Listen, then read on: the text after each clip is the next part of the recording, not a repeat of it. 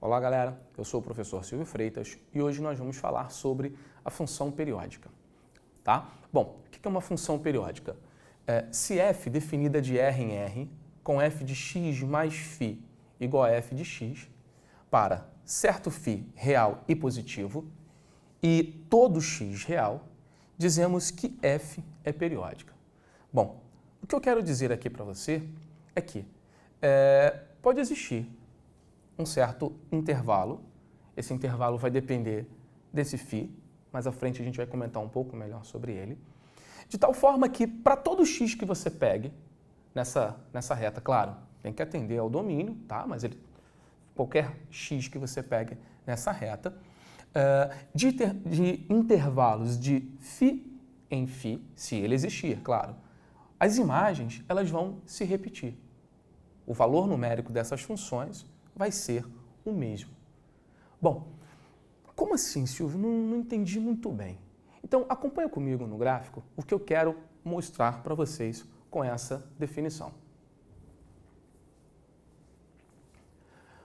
Bom, o que eu quero mostrar para vocês é algo parecido com o que está escrito aqui. Eu quero que você olhe para esse gráfico. Inicialmente ele está definido de 0 até 9, tá? E eu quero que você olhe para esse gráfico e que você tente enxergar ou tente observar se existe algum intervalo no eixo x em que o valor das suas imagens ele vai se repetir. Bom, alguns pontos são interessantes você analisar para dar essa resposta. Tá? Alguns dos pontos interessantes, são os pontos de interseção com o eixo x, tá? Que aqui acontece no 1, 3, 5, 7 e 9. Então, se você analisar esses pequenos intervalos, tá? 1, 3, 5, esses pequenos intervalos, as imagens para esses valores no eixo x, eles se repetem. Bom, então, se você pegar um intervalo de 2 unidades, de 2 em 2 unidades, se essas imagens sempre se repetirem, então essa função é uma função periódica. Bom, isso acontece do 1 para o 3, é verdade, isso acontece de 3 para o 5, do 5 para o 7. Mas na nossa definição, nós falamos que isso tem que acontecer para todo x real, para todo x pertencente a esse domínio. Bom, então, se você tomar um outro intervalo no eixo x de 2 unidades, essas imagens também têm que se repetir. E se você olhar com cuidado para esse gráfico, você vai ver que isso não acontece. Por exemplo, se você escolhe x igual a 2 e se você escolhe x igual a 4. Tá? Vamos escrever aqui uma imagem para eles. Né? Vamos supor que o x igual a 2 seja menos 5 e x igual a 4, então, seja imediatamente oposto a ele. 5 positivo. Tá? Então, se você contar de 2 em 2 unidades no eixo x, tomando agora como base os números pares, tá? No eixo x você toma um x par, ó, de 2 para 4, essas imagens não se repetem. De 4 para 6, essas imagens não se repetem. Então, quer dizer, você, com esse intervalo de 2 unidades no eixo x, você não consegue afirmar que essa função é uma função periódica. Por quê? Porque as imagens elas não se repetem para todo x. Ela só se repete para x sendo um número ímpar. Para x sendo um número par, isso não funciona. Bom, Silvio, então você quer dizer que essa função ela não é periódica? Bom, calma aí. Porque eu disse que tem que ser um certo φ positivo. Tá? Inicialmente você pegou esse 2, mas só o fato dele não valer para o 2 não quer dizer que ela não é periódica. Porque se você olhar com mais calma agora para o seu gráfico, você vai ver, por exemplo, que a imagem igual a 5, ela ocorre quando o x é 0, ela ocorre quando o x é 4 e ela ocorre, mais uma vez, quando o x é 8. Se você tomar esse intervalo de 0 para 4, 4 para 8, são 4 unidades em que as imagens tornam a se repetir. Será que se você pegar qualquer x e considerar esse intervalo de 4 em 4 unidades, essas imagens vão se repetir? Bom, escolha qualquer x, por exemplo, 2. A imagem do 2, olha lá, é menos 5. Se você se deslocar 4 unidades no eixo x, bom, do 2 eu vou passar lá para o 6. A imagem dele, de novo, é menos 5. Opa, então isso funcionou para pelo menos todos os pares. Vamos ver se nos ímpares isso também funciona. Bom, se você tomar x igual a 1, a imagem é 0. Se você se deslocar esse intervalo de 4 unidades, tu vai passar para x igual a 5. A imagem dele também é 0. Se você tomar de novo esse intervalo de 4 unidades no eixo x, vai passar para x igual a 9. A imagem dele também é 0. Bom, então, nesse pequeno intervalo do eixo x, você descobriu um certo número, nesse caso 4, em que essas imagens se repetem, em que o valor da imagem é o mesmo para qualquer x que você tome no seu domínio. Então, isso agora garante que essa função é uma função periódica, porque existe um certo número real positivo, tá, em que essas imagens se repetem para todo x no seu domínio. Bom, agora, inicialmente a gente definiu esse domínio de 0 a 9.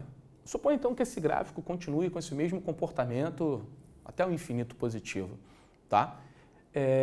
Esse 4, que sempre é um intervalo que sempre as imagens vão se repetir, ele não é o único.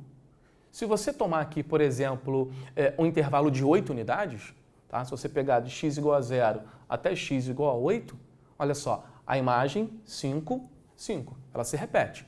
Isso vale para qualquer x que você tome aqui. Por exemplo, se você toma x igual a 1, soma 8 unidades, vai parar no x igual a 9, a imagem também se repete. Então, quer dizer, existe um outro número aqui que também essas imagens vão se repetir, garantindo também que essa função é periódica. Então, baseado nessa ideia, supondo que esse gráfico ele continue por todo o infinito aqui no seu domínio, vou pedir então para a gente tentar definir quanto é a f de 17, ou seja, o valor numérico dessa função quando x vale 17. Bom, se você sabe que existem esses números que as imagens vão se repetir, o 8 é um deles, tá? Significa que se você recortar o gráfico aqui em 8 unidades, pega lá do 0 ao 8, tá? Aqui, ó, x igual a 0 até o x igual a 8, é como se você pegasse aqui, a partir do 8, e começasse o gráfico mais uma vez lá do 0. Tá? Corta aqui, Ctrl C, Ctrl V, vai colando aí o seu gráfico. Então, a f de 17, então, quer dizer que 8 unidades à frente ou 8 unidades para trás, o valor numérico dela era o mesmo. Então, por exemplo, a f de 17 diminui 8 unidades, é a mesma coisa que a f de 9. Né? Vamos lá, 17 menos 8, tá? Que é a mesma coisa que a f de 9. E a f de 9 você sabe quanto vale? Está aqui, ó. Vale 0. Então quer dizer que a f de 17 é igual a 0. Tá? Então você pode calcular qualquer valor numérico, por maior que ele seja. Tá? Sempre eliminando esses intervalos, quantas vezes esses intervalos vão se repetir. Quero dizer, pega um número um pouco maior, por exemplo, f de 30. Então você sabe que 8 unidades antes ele se repetiu. Então f de 30, se você tira 8, dá f de 22. Então 8 unidades antes ele se repetiu. Então vamos escrever isso. F de 30, f de 22, 8 unidades antes. Pega f de 22, volta 8 unidades mais uma vez. Então, é igual a f de 14, volto mais 8 unidades, igual a f de 6. A f de 6 a gente tem aqui o valor numérico dela. F de 6 vale, segundo o nosso gráfico, menos 5. Então, a gente sabe qual o valor numérico da f de 30. Tá? Então, como você pode reescrever o 30? Acompanha aqui comigo.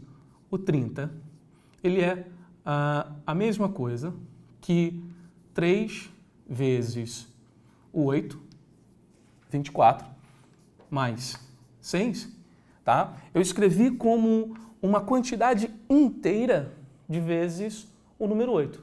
Por que eu quis escrever como uma quantidade inteira de número 8? Porque a cada 8 unidades ele se repete.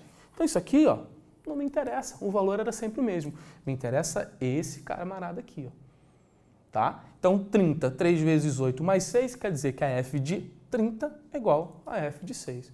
E aí você pode escrever o seguinte, que a f de x é um f de x mais k vezes o número 8, com esse k inteiro. Tá? Com esse k inteiro, porque a cada 8 unidades o seu gráfico vai se repetindo. Bom, pessoal, então do exemplo anterior, você observa que se φ for 4, as imagens vão se repetir, se o φ for 8, as imagens também vão se repetir. Isso vai acontecer para qualquer múltiplo de 4 que você tomar lá no seu gráfico, tá? 12, 16 e assim sucessivamente. Então, o que a gente vai escrever aqui agora é o seguinte, é que se existir dentre eles um menor, esse elemento vai ser chamado de período da função. Tá? Então, nesse caso aqui, nós vamos falar que 4 é o período daquela função f, período de f, daquela função que nós mostramos lá no quadro anterior, aquele gráfico lá que mantinha aquele comportamento. Tá? Então, mais uma vez, se existir o φ, se existir, um menor dentre eles, porque o φ pode existir, mas eu tenho que garantir que existe um menor dentre eles. Esse menor número vai ser o período da nossa função. Tá certo? Um forte abraço e até a nossa próxima aula.